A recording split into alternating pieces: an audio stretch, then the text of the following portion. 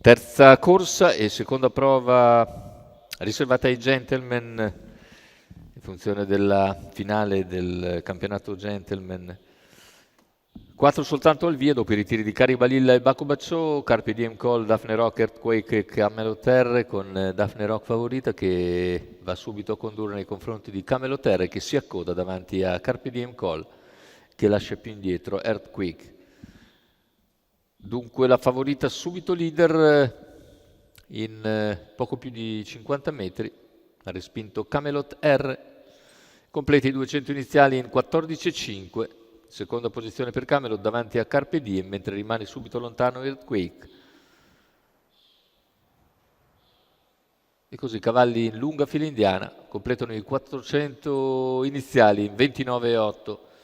Daphne Rock si mantiene leader, non cambia nulla alle sue spalle, corsa fin qui di trasferimento,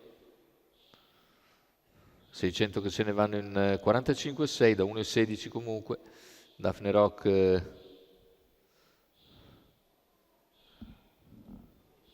tranquillamente completa il giro iniziale, 800 metri che se ne vanno in 1 minuto e 5 decimi.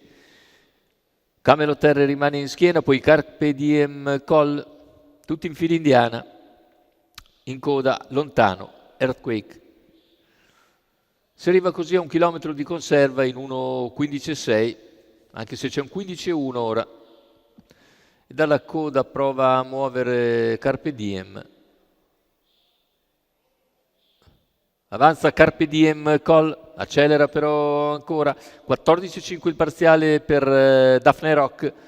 Carpe Diem cerca di affiancare Camelot Terre mentre Daphne Rock è in fuga. Metà dell'ultima curva superata con Daphne in vantaggio, Camelot in seconda posizione davanti a Carpe Diem Call che si impegna all'esterno.